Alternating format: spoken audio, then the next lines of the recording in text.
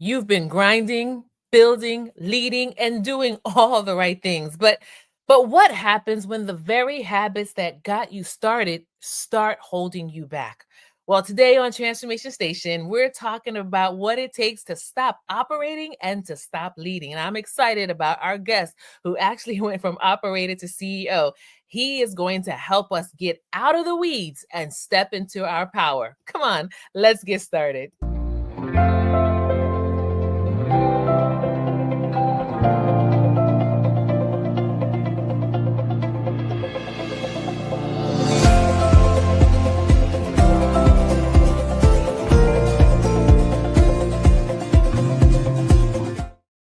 Welcome back to Transformation Station, the podcast where we talk about real growth, real leadership, and the daily transformations that turn ordinary people into extraordinary leaders. I'm your host, Adrienne Benton, and today's episode is one that every leader needs to hear. We're diving into the journey from operator to CEO with Andrew Poles, and he's a leader who has mastered the shift from doing it all to leading it all. Let me tell you a little bit about Andrew. Andrew is a seasoned executive coach with over 20 years of experience helping founders and entrepreneurs navigate the toughest challenges of building and scaling a business. He's coached over 10,000 leaders, worked with executives at companies like NASA and Dell and Netflix and Epic Games, and founded 3 businesses himself. Transformation Station. Help me welcome Andrew. Welcome to Transformation Station today. Thank you so much. I am so excited for our conversation. Thank you for having me. Absolutely. So, Andrew, I'm so glad you're here. I have been thinking about this episode, right? And I think that there are many leaders that can relate to the feeling of being stuck in the day to day, running operations, solving problems, wearing every hat. So I want to start off by asking you this question. What's a leadership myth that first time founders believe that actually holds them back? Okay, well, I'm going to give you one that is going to apply equally whether someone listening is a first-time founder or whether they are a leader in a company where they're not a founder, but they are in a leadership role. I think it can apply equally, and that's this. It's believing that you have to have everything figured out.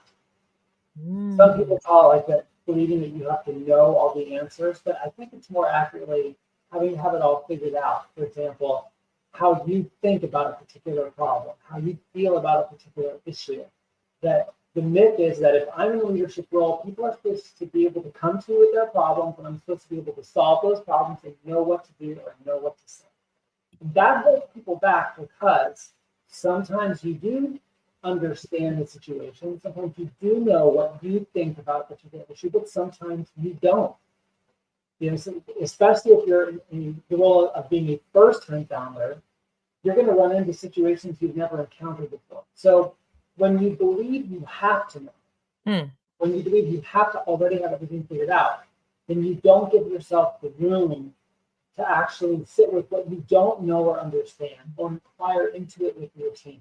You just usually pretend like the first thought you have is what you know or what you think. And that's a very dangerous way to lead. So what I recommend people do about this myth is to start to bias towards transparency, authenticity, and humility over this myth that I'm supposed to know everything. So if someone brings you, for example, a challenge, and you either don't know what to do or you don't quite know yet what to think about it, the place you start with is with what's true, which is, hey, okay, I don't exactly know what I think about this, but let's talk about it. Or I need to check in on a couple things before I tell you my point of view about this. I'll get back to you by the end of the day. People appreciate the authenticity of that, and it gives them a room. Yes. Not know, but then to go and search for answers and ask questions and collaborate. And that kind of environment where it's okay not to know, that not knowing is what prompts real thinking and research and discovery. That creates much better solutions, much better outcomes. Which the person in charge pretends like they already have it all figured out when they don't. Yeah, and you know what? As you're talking, I'm thinking, right? Leadership by example. When we believe that we have to know it all, right? Our people end up adopting that same model, and it breaks down the whole fabric of team. In addition to, I was also thinking literally like a moment ago as you were talking, like many times we think we're fooling people. We're not fooling. You know what I mean? So it's like when you don't know, people know that you don't know, and you end up looking, well, I'm not gonna say the word, right? But you you end up looking crazy because Yeah, people looking at you like, how am I supposed to trust you yeah, leading me when I yeah, know that you don't know, but you're sitting here acting like you know? yeah, exactly. And you know what? It's so much easier to just tell the truth. Yeah. I mean, Yes. it doesn't take any real thinking or planning or remembering or strategizing, to tell the truth. When you don't know something, to say, I don't know, I'm not sure. Let's figure it out. Yeah. 1000%. So much And more energy to pretend. My it, mother-in-law used to say this thing, she raised my wife and her sister. She would tell them, look, lying is really hard because you have to remember what you said and you have to yep. remember what's true and you have to remember what people are going to do that. She's like, it takes a lot of energy to lie. It's a lot easier to tell the truth. I think she was onto something there. So true. And the last thing I'm gonna say on this is just you said a key word when you were talking integrity, Yeah, honesty, right? yeah, We want to follow somebody that we believe has integrity and has honesty, right? So, to the leaders who are, as we are all listening and watching right now, if this is one of the areas in which you're struggling, this is a great moment of assessment, right? What's the leader? What's the kind of leader that you really want to be? One that is honest, one that is authentic, one that can partner with, collaborate, right? Not have to control everything themselves. And so this is a great time to not just think about it, but make some commitments towards a different type of behavior. One myth that I thought about while you were talking, I put up on the screen a little early, but myth, I have to do everything myself to make sure it's done right.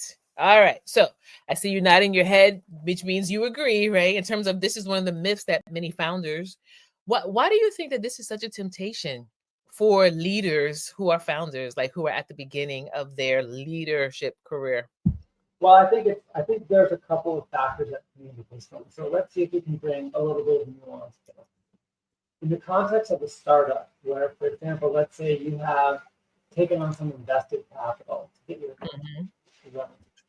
If you're the founder, you're the person who's gone out and raised that capital, and people are giving you the capital both because they think the idea has a chance, but more so than the idea, they believe in you.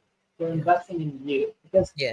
a smart investor understands that sometimes the initial formulation of the idea winds up not being right, winds up not being viable in the market, and the founder and the team have to pivot and iterate and try different things until they find out what actually the market does respond well to. So a smart investor knows that they're not necessarily betting on the idea so much as they're betting on the team that's going to come up with that idea Mm. that's going to work. So when you're that person people are investing in, you feel like every success and failure of the business, whether it was from your personal performance or someone else's, ultimately is on you. Yeah. And Yeah. if you take that responsibility very seriously, then of course it's going to pull you to want to kind of make sure everything gets done right because you have to answer for it. So it becomes hard to trust when other people are watching you. And it Mhm. feels like in the beginning, every decision and every mistake was existential. That could potentially wreck the company because you're going to run out of money before you reach viability. So I Mm. think that's one part of the equation. And I think it's important for people who work with founders to understand that's a lot of pressure, that's a lot of stress that they feel. It Now, the is. second part of this, which I think is equally powerful, is that the way most people get the opportunity to be founders, which is someone people would trust and invest in and follow and join their company as an employee, et cetera, is that they have personally demonstrated an ability to produce results in the past in some form or fashion. So that person has gotten the opportunity to be a leader because they have proven that they're a result producer. And typically, there's someone who's produced results without needing to be managed. They're just very self-generative. They figure things out. They know how to grind and make things happen. But that is pretty much the only way they have really developed themselves to produce results. And now they're in a position where they have to learn how to produce results for others. But the Mm. skill set that they built to be a result producer as an individual contributor, it doesn't translate Mm. produce results to others. It just doesn't. It's a totally different skill set. Like I love, like Michael Jordan is an interesting example of this. Arguably the greatest basketball player of all times, and he tried to transition from basketball to baseball after he won his Right. first repeat. And his skills and being able to push himself, they didn't translate to another domain. So it just doesn't work. So actually, founders have to learn, they have to study, they have to iterate their way through leadership and how to be as powerful, producing results to others as they've learned how to be individually. And so since they don't have the skill set built, but they still have to get the results produced, the easiest thing for them to do is jump in and do it themselves. Jump into it themselves. Yeah. So I think those are the two big things that solve for that kind of interventionist, micromanaging approach that founders have to learn how to break free from. I love that. I love that. I love that. So speaking to all founders right now, you have heard, we have discussed just two, right? Just a couple of some of the myths. We want to be myth busters. And so ask yourself right now, what are some myths right now that you may be wrestling with, and how can you be a myth buster, right? So let me ask you this question, Andrew. You've seen founders transition from operators to CEOs, to true CEOs, right? What are some of the biggest mistakes that you've seen them make in the transition? Yeah, I think, so here are kind of the highlights. One of them is that they believe in the early, so you start off your company in the early days, startups are scrappy, right? And so they don't have a lot of money, so a lot of people are wearing a lot of different hats, and whenever you need something, you ask your Swiss Army knife person to go do the thing, or you go do the thing. So you have a scrappy company setup, and you are accumulating a decent amount of what you could call technical or operational debt.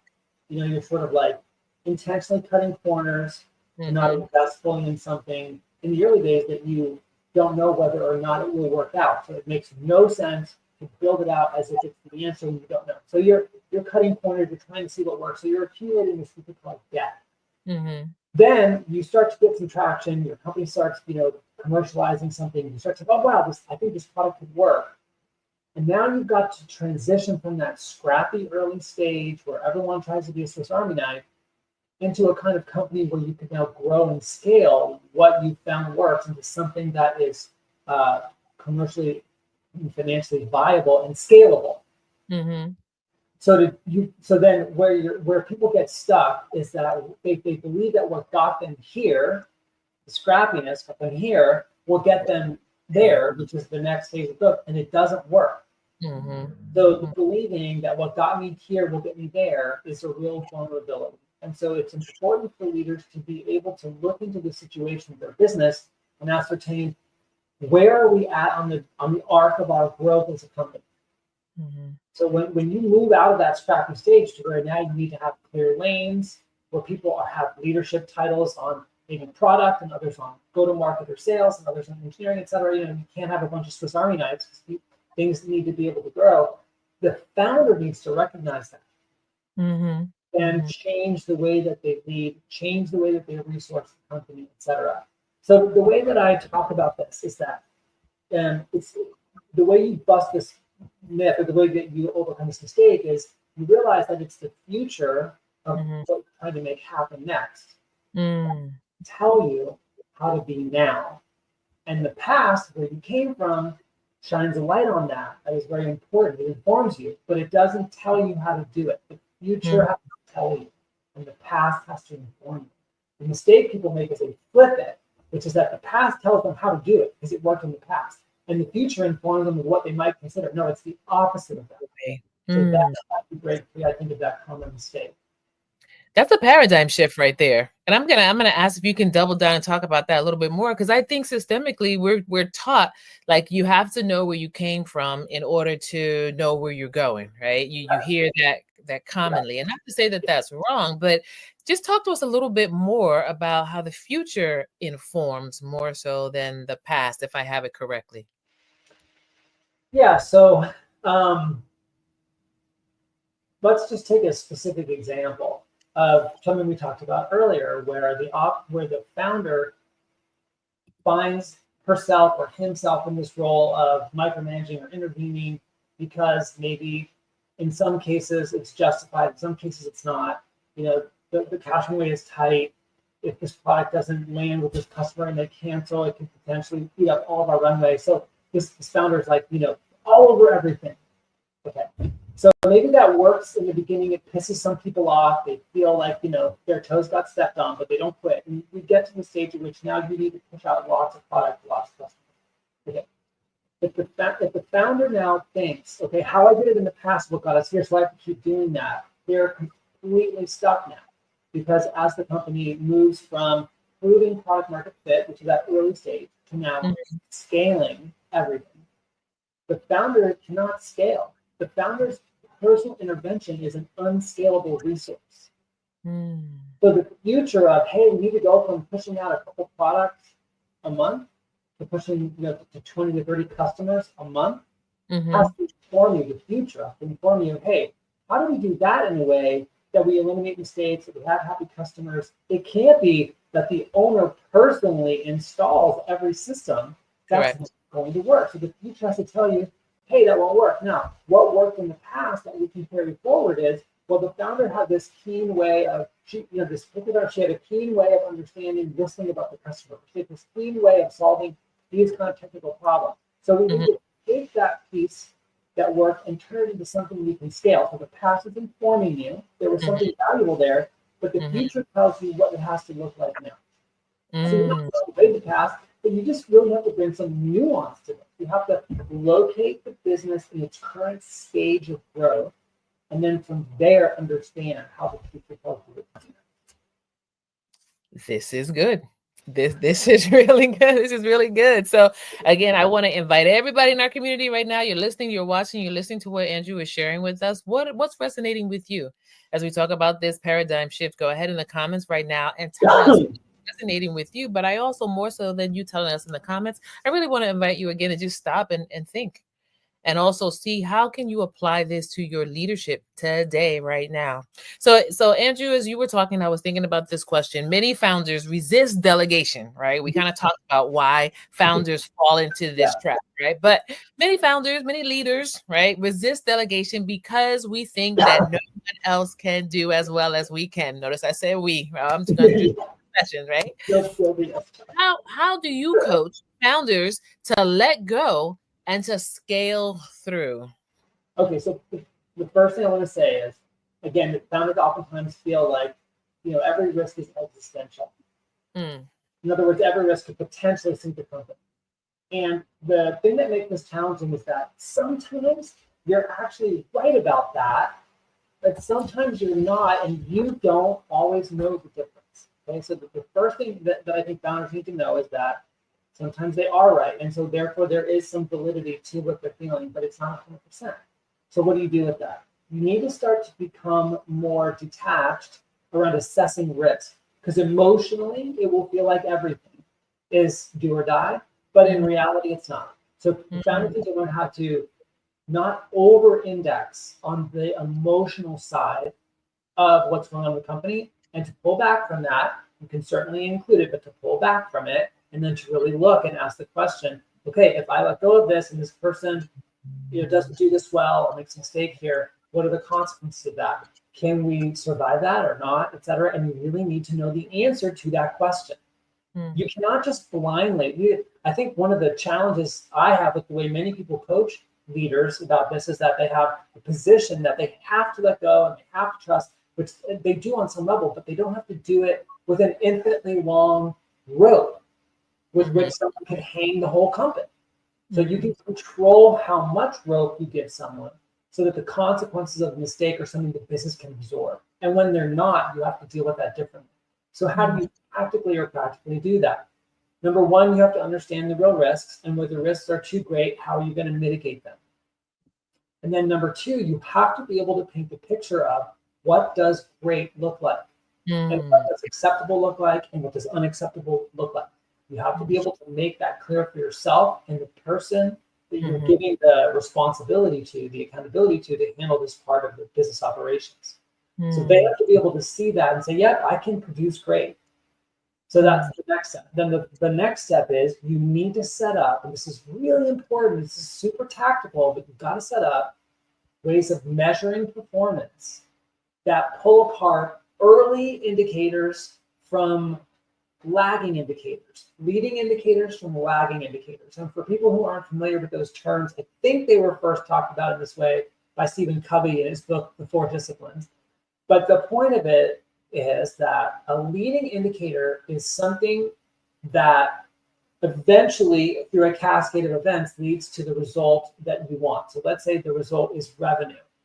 In generating revenue, one of the leading indicators might be booked appointments or booked sales calls, right? So how many sales calls you have doesn't generate revenue directly. But if you don't reach a certain threshold, you're probably not going to hit the revenue target you want. So that's a leading indicator. The revenue is a lagging indicator. So if you just look at lagging indicators, it's too late to do anything about it by the time you realize, looking that far down the road, that, oh my gosh, we didn't hit the revenue target. Or like, we're not going to hit the revenue target. I can see collections aren't going to be there. It's too late. So you need to set up a dashboard of indicators, leading indicators, midterm indicators, lagging indicators, that show you right away, hey, something's not working here. So that you can skillfully intervene, ask questions, check into things before they turn into that consequence that you can't afford to have happen. So you can't just tell people, hey, go trust your people. It'll all be fine. That's just foolish. Right. You really need to put some structure in place. People have to earn that trust by demonstrating competency, by producing these early indicators reliably enough that you can say, okay, I get that this person can do what we need them to do. Or if they don't, that you know how to coach them to do it so that together you can run the business that way. Yes, and I feel like, sorry, I didn't mean to cut you off. I was gonna say, I feel like I'm in a master class right now. Like this is serious knowledge right now. So you're leading me right into the next question, right? How does a leader balance staying connected to the front lines while focusing on long-term strategy and vision, right? How do we play that song and dance to know what's going on, but focus on the goals? Yeah. So first off, you have to have one. You have to have a long-term vision, right? Yeah. So it's that sounds obvious, but it's actually difficult to pull aside the time to do really good work on that, because the cadence tends to be, you get up in the morning, you pop open your computer, there's 1,000 emails, and there's this problem that happened over here, and you're just going to jump right into the fray. So the first thing is you have to be disciplined and really carve out the time to do the thinking and the work to create your vision for your company, your mission, and the long-term strategy. And for startups, we don't really talk about long-term strategy anymore because things change too fast. So you need something more than like the strategy for today. But I wouldn't do a 5-year strategy. You're going to go for something maybe more like an overarching set of results you have to do in a year, and a strategy for how you're going to approach it this quarter. Maybe it's that kind of timeline. But anyway, to answer your question first, you got to have okay. Once you have a strategy, going back to what we just talked about, you have to understand, how do I set up everyone so that they know how their individual or their team activity contributes to the overarching strategy. People need to understand and see the whole, if ideally as well as you do, or if not as well as you do, as close as you can get them to that. So you have to understand, how does what I do as a salesperson, for example, and how I set up and then close this sale, how does that affect retention? How does that affect my revenue?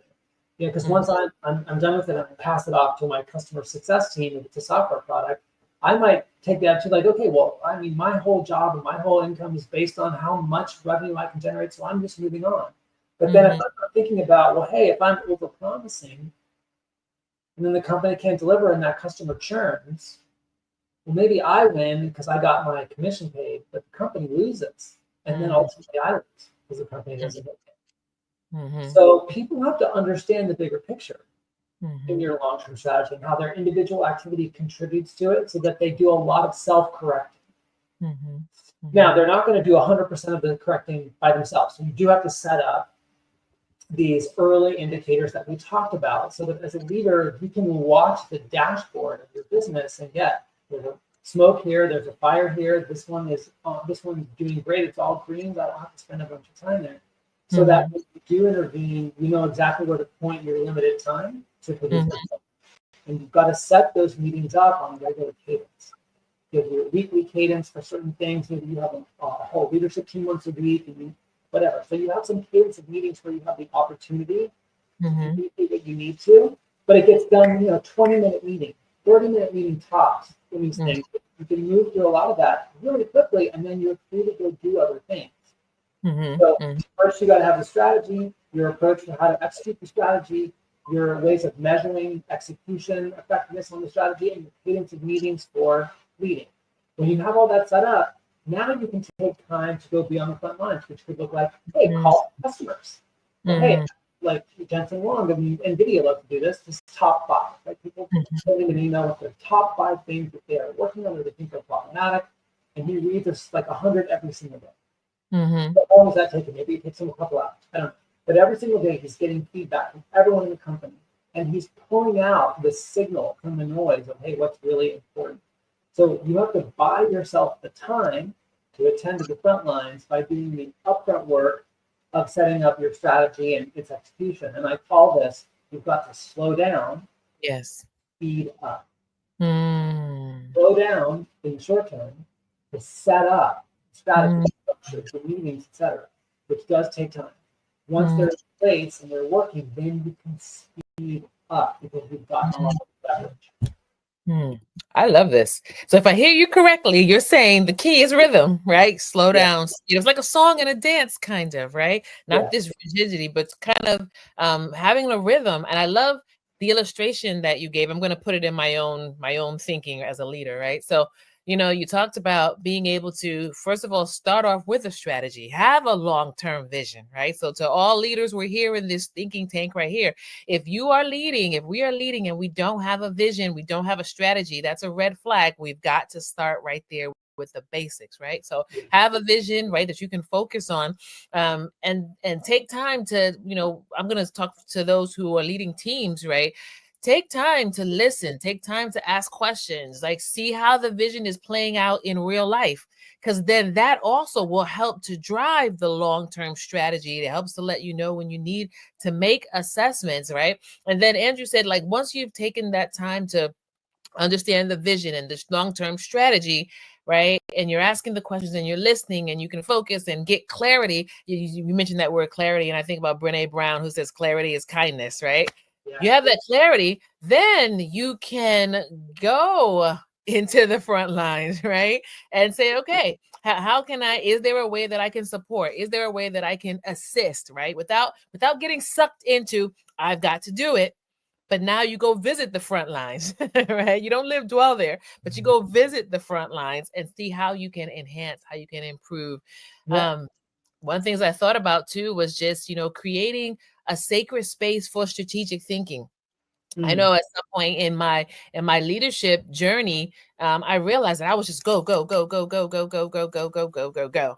And I was not really carving out time to stop and to think. And so everything became very routine and mechanical, but we were doing, but we were not being creatives. We were not being visionary. We were not having new initiatives. It was just doing what was routine and mechanical. And it was like, wait a minute, something's not right here.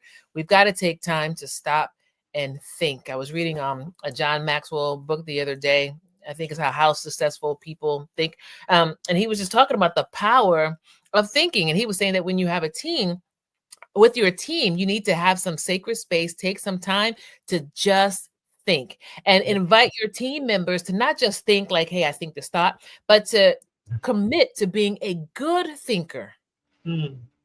And we had a team meeting and we talked about the power of being good thinkers. And it's amazing what came out of that meeting, because everybody was focused on, let me not just answer with what's routine, right? But let's think about this. So what we talked about then was more informed, and we were able to actually get quite a bit done. Wow. Yeah. Awesome. What a great example. Yeah. So let me ask you this question. Man, this is so good. I'm going to ask you 2 final questions because I'm really this right now, right? So in the startup world, right, failure is guaranteed at some level. And I would just say in leadership, period, if you're leading anything, right, failure is a part of the process, right? What's your process, Andrew, for helping founders, for helping leaders turn failure into, I love that, failure into fuel for growth instead of confidence killers? I'm taking notes right now. Go ahead. Okay, great. Yes, I like the way you set that up because you can't eliminate failure from the game of running a startup or a company of any size. So I think the first thing to appreciate about what people go through when they experience some kind of failure is that most of us will personalize it. So we will take some failure of our company to produce a result or our team to produce a result, which is ultimately a failure to hit some target or goal, and then we will personalize it by saying, there's something wrong with me as a leader, or I suck at this, or I'm not smart enough to be the CEO. We will somehow personalize the failure to produce a result. And that is a huge mistake. And it interrupts the cycle of learning. So the first thing to know is that you will do that for most people, almost all people, you will do that. And you have to learn to recognize that and interrupt it. My favorite example of this comes from the world of sports again, and it's Kobe Bryant's rookie season in the NBA. For anyone listening who doesn't know Kobe Bryant in the U.S., in case you're abroad, Kobe Bryant was a basketball player who went directly from high school to the pros without going to college. So he went into the pros at the age of 18. Most people are 21, 22. And in his rookie season, his team made the playoffs. And one of the championship games, he missed a shot at the buzzer that was an air ball, which means the ball didn't hit the backboard, didn't hit the rim, didn't hit anything, missed everything. Okay? That created a tie, which then went into overtime. Overtime, he threw 3 more air balls in overtime, and ultimately lost the game, and they lost the series. So when he got interviewed about this later on in his career, and you can imagine, he's a kid, people are going to talk about, oh, maybe he really can't hack it in the NBA, whatever. They asked him about this, and he said, yeah, for a hot minute, of course, those thoughts kind of happen, but then you got to realize he's bigger than you. Forget all that. It's not about that. And so what I did, this is me speaking as Kobe, what I did was I went back and I watched the tapes. I watched tapes of the air balls. And what I noticed was that all 4 were perfectly online, but came up short. So then I asked myself, well, that's never happened before. Like, why were they coming up short? They were online. And then he realized that coming out of high school into the pros, the basketball season in high school was shorter, and they had 2 games each week. And so there was a lot less demand on his body. Now he's in the NBA. The games are harder. There are more games a week. There's more travel. And so by the end of the season, his body was just tired. He wasn't conditioned. His legs weren't conditioned for that kind of a season. So by the time they reached the playoffs, he just didn't have the juice in his legs. So what did he do? He spent the summer and he worked on his conditioning, specifically his legs. But that was the last time that ever happened. He didn't throw up air balls at the buzzer, And so he, instead of personalizing it, he diagnosed it. So this is the next thing. You have to be a great diagnostician as a CEO. You have to be able to land on, why did this not happen? Or why did this happen mechanically, not ontologically? Like, what's wrong with me that this always happens to me? Why do I suck? Not ontologically, mechanically. Oh, we didn't put this thing in place, in Stripe, whatever. Because once you have the right diagnosis, it's just a series of actions to take to correct. And then once you correct, you've learned, and now you're stronger. That's failures, and you turn them into something like either resilience, the company becomes more resilient, or even anti-fragile, where like the failure makes you stronger than you were before, instead of weaker.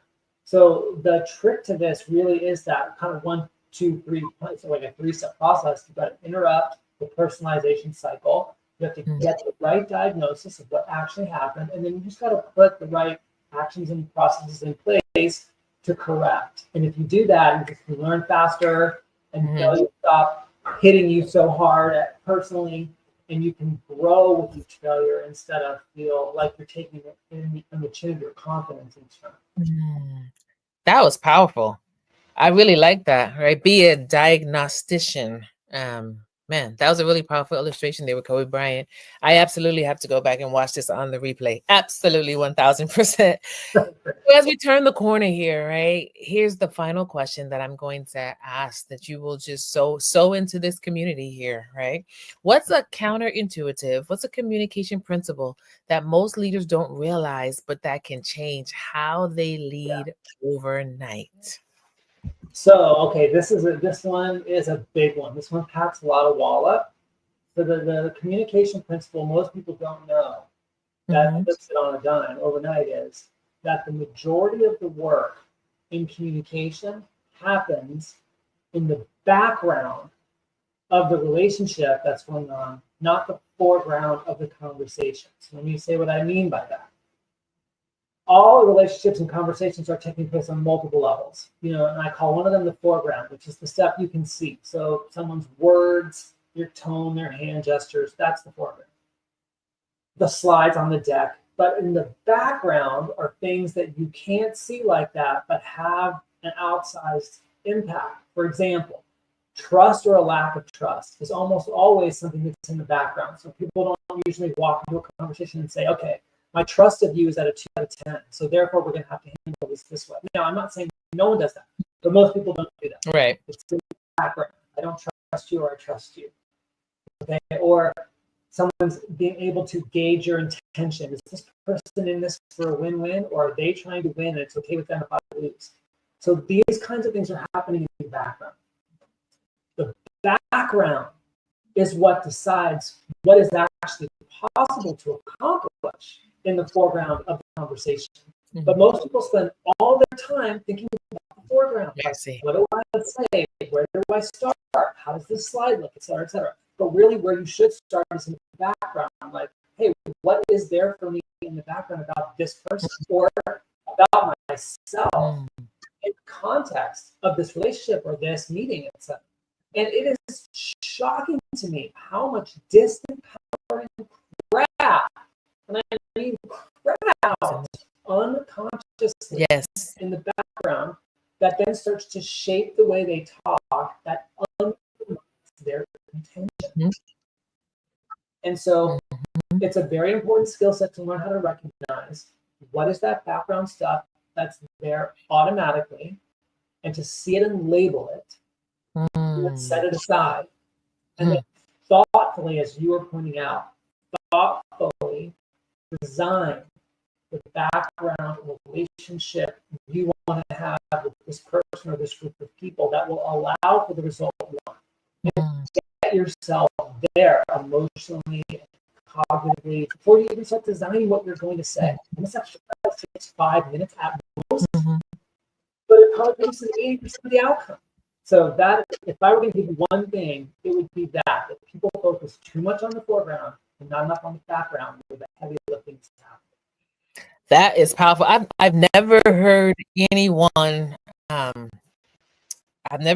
share this literally. But as you're talking, I'm like, oh my gosh. When you were talking about the thinking, what's in the background, I call it stinking thinking. Yeah. But you're so right though. It takes over, and that ends up being what it becomes priority to how you act, how you interact with your team, the confidence or lack thereof that you walk into the room with, or how you view whether you and the team can actually achieve these goals or not. Wow, man, amazing. And yet when we stop and we pay attention and we refocus, what a difference it makes. I want to thank you so much for this amazing conversation. As we close, I'm going to invite you to do one more thing, not the script, right? Just what's in your heart to share with the leaders in this community as we wrap up this conversation about going from operator to CEO. Just take a moment and yeah, I think it would be this, that I think because there is so much demand on leaders to produce results, to produce revenue for your families, etc. It's very easy to miss how impactful your leadership is on the lives of actual human beings, whether those are employees in your company or vendors that you work with, customers that you impact. And I think that's unfortunate and it's an unnecessary thing to miss, because pride or whatever that is for us around what results we produce. But I think what's really going to matter is the quality of how we walk through our life, how we walk on this planet, how we affected other human beings. And it takes so little time to just connect conversation with another person as opposed to actually care about the bigger picture and the environment that it creates when the person manages you cares about how it's going for you. At the same time, she or he cares about how it's going for the company. That little thing, it changes the quality of your life. Yes. You show up in a work environment where someone cares, it changes the quality of your life. When you go home, and even though you may not realize this, now you can show up and care. Yes. Because it's just part of the air, right, that you're breathing. And now your kids can feel how much you care. Because maybe you obviously care about your kids, but maybe you're so distracted that they don't get that you care. But then when someone models that for you, now you go home and you're like that. You don't even know that they care for the person managing your work, right? So just I encourage everyone who's got the incredible opportunity to lead to not miss that opportunity goes way beyond producing business results, but to actually affect the quality of life of the people you touch and to capitalize on that. I love that. I love that. 1000%. Thank you for this very rich conversation. I was serious when I said earlier, this is like a masterclass. Absolutely fantastic. So, Andrew, let me ask you this. I know beyond a shadow of a doubt that there are leaders that want to reach out to you. They with you. The easiest way to reach me is to my website. There's a contact me section there, so you can just go to andrewbowles.com and send me a message there. I'm also very active on LinkedIn, so if you are as well, feel free to send me a DM on LinkedIn and I'll respond. Fantastic. Well, listen, community, we like to support our guests. And so I want to invite everybody. You see the link there on the screen. It's also in the description box. Reach out to Andrew, check out the website, see his coaching and other resources that he provides, as well as let Andrew know that you heard or you saw this podcast. Let him know what resonated with you. Andrew, again, thank you so much. This was absolutely amazing. It was wonderful to have you with us today. Well, great. I feel like I do a lot of these interviews, and I feel like it's really the thoughtfulness of the interviewer and the way they crafted their questions. I could tell Adrienne put a lot of time into thinking about what we want to talk about today, so I'm sending that right back at you. Thank you so much. My honor. All right, we will see you again, definitely. Thank you, Andrew. All right, well, listen, what an incredible conversation. And I mean that with all true sincerity. This really was like a masterclass. And so I want to invite everybody right now to go back and watch this on the replay. There is a leader that is in your network that needs to hear this conversation that Andrew and I just had about going from operator to CEO. Now, listen. I want to celebrate. You know that song, Celebration Time? Come on, we're going to celebrate. Do you know why? Here is why. Because of you, Transformation Station hit 2,500 podcast downloads. I want to say thank you for building this community. We always say the community that learns together grows together. And because of you, we hit 2,500. But guess what? We're not stopping there. No, we're not. So I want to invite you to go ahead. If you have missed, we're in season 2. We're literally next week going into season 3. If you have missed any Monday or Wednesday podcast episodes, I want to invite you to go back and get caught up. Because listen, this train right here, Transformation Station, it's not stopping. We're going to keep on going. But again, thank you so very much. And don't forget to subscribe to Transformation Station wherever you listen to podcasts. Share this episode with somebody who's ready to level up in their leadership. Until next time, remember, the best leaders aren't born, they're built, one transformation at a time.